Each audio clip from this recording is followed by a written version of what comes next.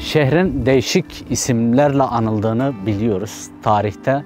Kurulduğundan günümüze kadar değişik isimler aldığını bildiğimiz bu kadim şehir onlarca değişik isim aldığını biliyoruz. Günümüze yetişen isimlerini Medda, yani Medlerden gelen Ahmet, Karaahmet, Diyarbakır, Diyarbakır günümüzde. Hangi medeniyet bu şehre hakim olduysa kendi kültüründen, kendi dilinden bir şeyler katmıştır bu şehre. Bu şehir Paleolitik'ten, Neolitik'ten günümüze kadar kesintisiz bir hayat sürdü ve hayatın başladığı kale içinde, sur içinde hala o yaşam enerjisi, hala o canlılığın devam ettiği kadim bir şehirden biri Diyarbakır. Hatta 33 medeniyetin burada izlerine, canlı izlerine rastlamak mümkündür.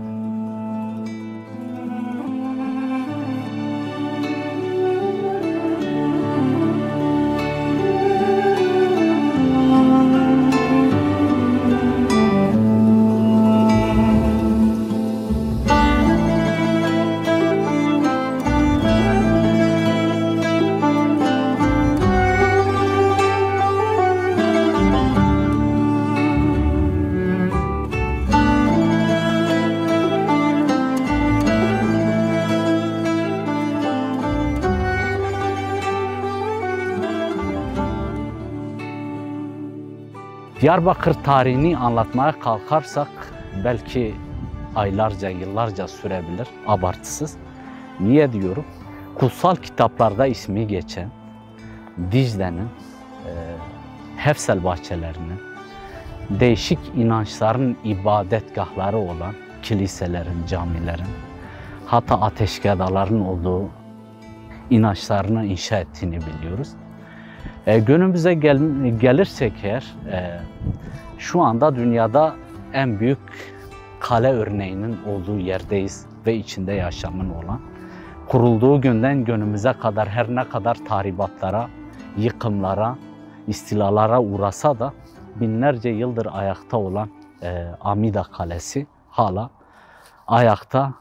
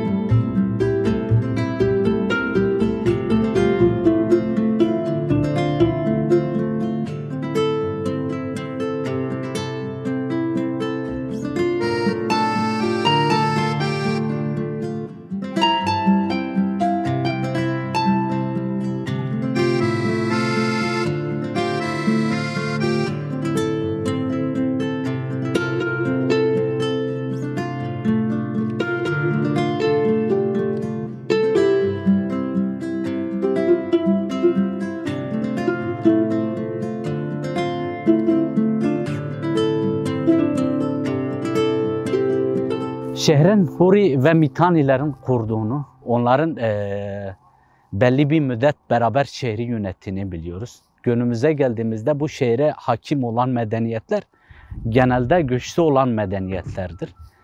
Belli dönemlerde büyük şahsiyetlerde, tarihte büyük şahsiyet diyebildiğimiz kişiler bu şehre hakim olmuştur.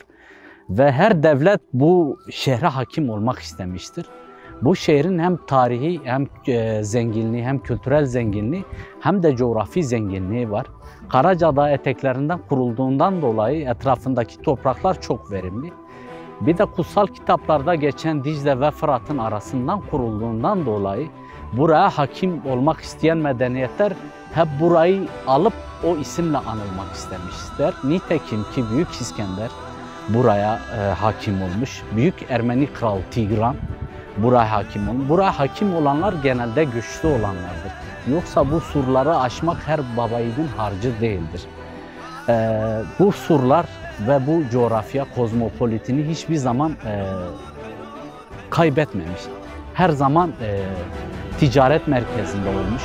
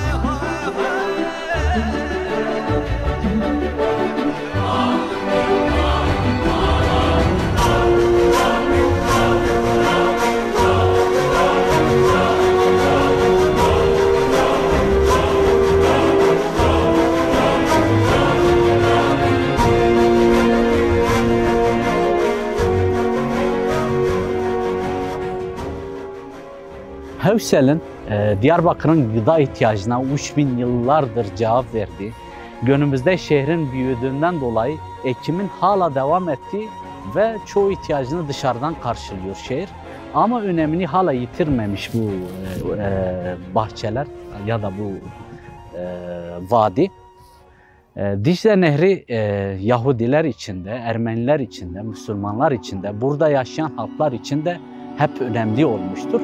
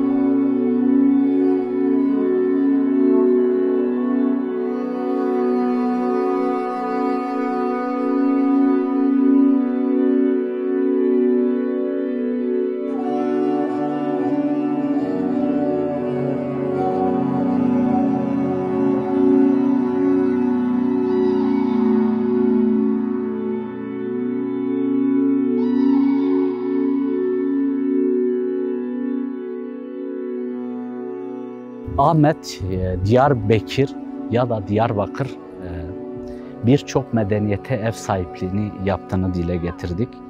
Burada geçmişte iki büyük imparatorluk arasında hep savaşlara sahne olmuştur. Roma İmparatorluğu, daha sonra Bizans diye adlandırdığımız Doğu Roma ile Pers İmparatorluğu arasında hep el değiştirmiştir. Burası Roma'nın en son güçlü kalesi. Bundan sonraki Hasankeyf, Mardin'e hüküm süren Roma, Persler arasında hep mücadele etmiştir. Bu surlar Bu savaşlar esnasında çoğu zaman tahrip olmuştur, el değiştirilmiştir. Onu alan diğer imparatorluk onarmıştır. Günümüzün süper gücü diye tabir edeceğimiz bu iki imparatorluk arasında hep el değiştirilmiştir. Surların genişleme amaçlarından biri de budur. Günümüzde Nusaybin ya da o dönemin ismiyle Nisibis savaşında ise Bizans'la Persler arasında şiddetli savaşlar olur. O savaşlarda Bizans yenildiği için oradaki Hristiyanlar buraya taşınmıştır. Ve burası o ihtiyaca cevap veremediğinden dolayı Augustos buranın genişlemesine karar verir ve surları genişletirler. Ve o genişleme üzerinde medeniyetler gelip bir şeyler inşa etmişlerdir. Nitekim Müslümanlar buraya ele geçirdiğinde onlar da kendi medeniyetinden bir şeyler koymuşlardır. Bu şehir o kadar güzel korunaklı ki eğer savaş esnalarında buradaki yönetici tebaanın herhangi bir saldırı veya şehir düşme esnasında rahat kaçabileceği 2-3 tünelin varlığından haberdarız ki tarihte bu çoğu dile getirilmiştir.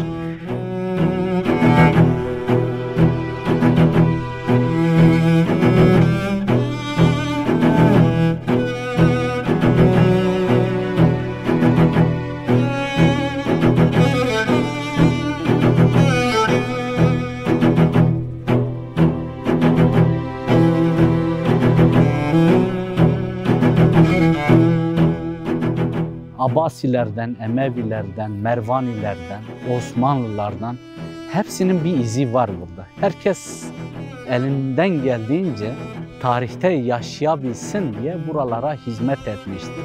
Ki bazıları savaş esnasında buraya zarar verse de herkes bu şehirle, bu güzel medeniyetle buraya hükmederek isminin tarihte kalmasını ister. Ki günümüze gelecek olursak burada mozaik bir şehir diyebileceğimiz bir yerdir. Ermenisi, Kürdü, Türkü, Arabı, herkes kardeşçe burada yaşamış. Her ne kadar farklı acılar, farklı hikayeler olsa da değişik dinlerin, dillerin, kültürlerin ortakça yaşadığı bir yerdir burası.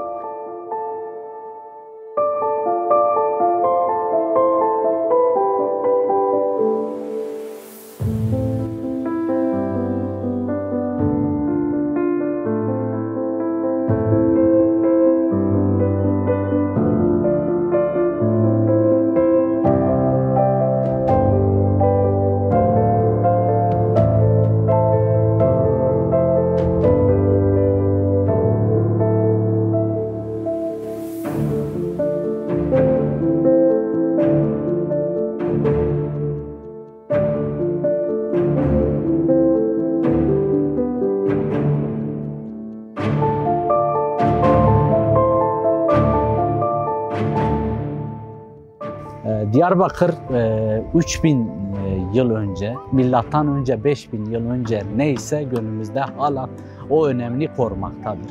Nitekim 1900'lerin başına kadar Diyarbakır surların dışına çıkamamış bir şehirdi ve ticaretin burada döndüğü bir yerdir.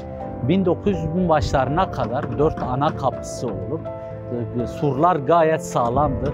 İçeri dışarı geliş ve gidişlerde gecenin belli bir vakitlerine kadar kapılar kapanırdı. Sabahın erken saatlerinde açılırdı.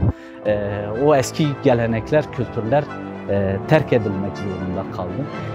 Şehrin içinde kervansaraylar, hanlar, hamamlar, kiliseler, camiler, mabetler, değişik askeri, sivil mimariler buranın ne kadar köklü, ne kadar tarihi, ne kadar geçmişe dayandığının göstergesidir. Nitekim günümüzde de o önemini kaybetmemiştir. 1900 başlarına kadar burada yaşayan halklar hep dilleriyle ticaret, alışveriş yaparlardı, kız alıp verirlerdi. Nitekim burada yaşayan Ermeniler, Araplar ticaret dilini, Kurmancıyı konuşurlardı. Bazı yerlerde Zazaca. Günümüzde biraz bu değişse de o önemini hala korumaktadır.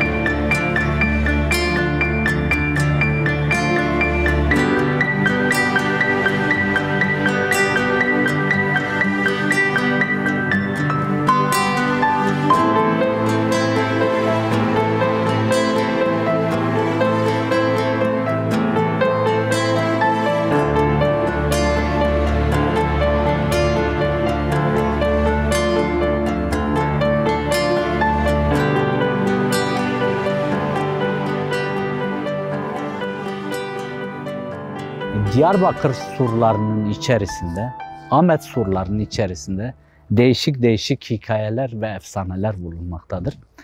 80'den fazla burcu var. Her burcun ayrı ayrı hikayesi var. Ustayla çırağın hikayesi var. Bırca Keçki dediğimiz, değişerek Keçi burcu dediğimiz burcun efsanesi var. Dillerin ve dinlerin efsaneleri var. Nitekim ki burada Hristiyan inancını yaşatan Süryani ve Ermeni cemaatleri gayet güçlüydü. Süryanilerin Meryem Ana Kilisesi var. Ermenilerin ondan fazla kilisesi var. Bazılarında şu anda faal ibadet yapılıyor. Bazıları değişik şeylere çevrilse de hala o mimari özelliğini kaybetmedi.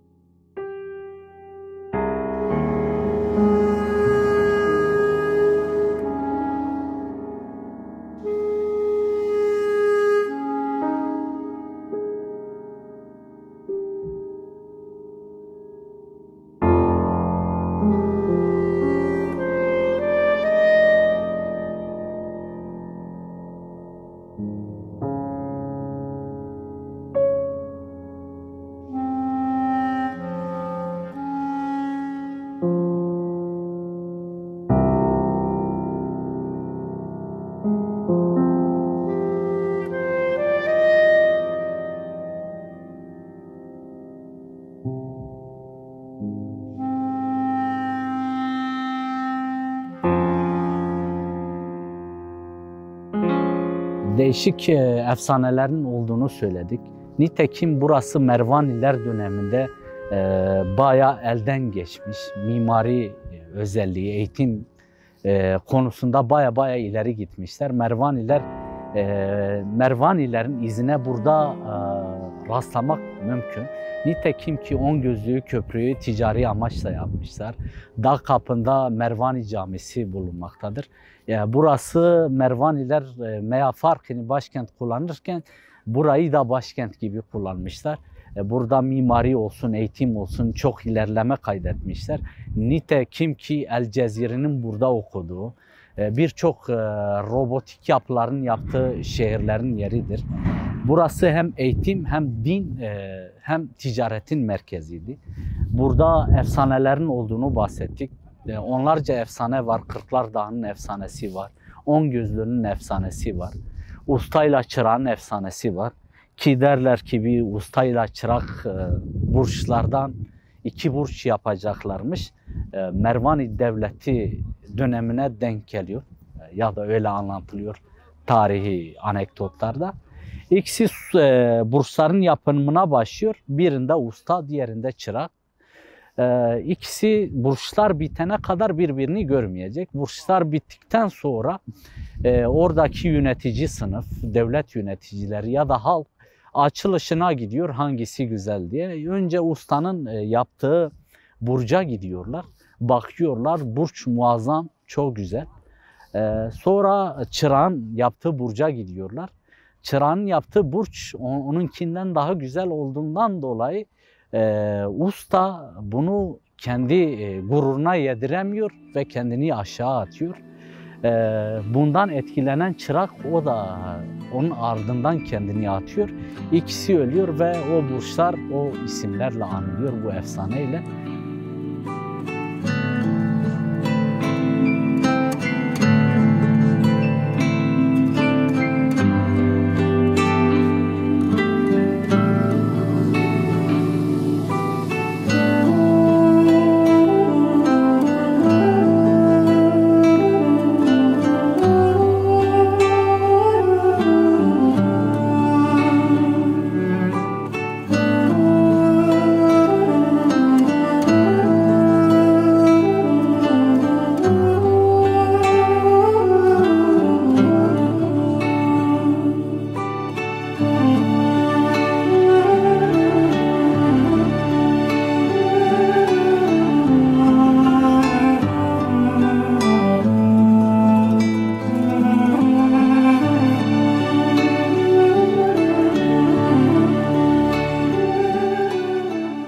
Neolitikten Paleolitik'e günümüze kadar birçok medeniyetin, dilin geçtiği yer olan Amed, geçmişin izinden geleceğe önüne bakıp ilerlemektedir. Her ne kadar bazı acılar yaşanmış olsa da günümüzde hala barış şehri, hoşgörü şehri, diller ve dillerin şehri Amed, günümüzde her ne kadar modern olarak gelişse de tarihi mimarisi, tarihi yapısı, medreseleri, camileri, kiliseleri, surlarına, özüne sadık olarak yaşamına, önüne bakıp o şekilde ilerliyor.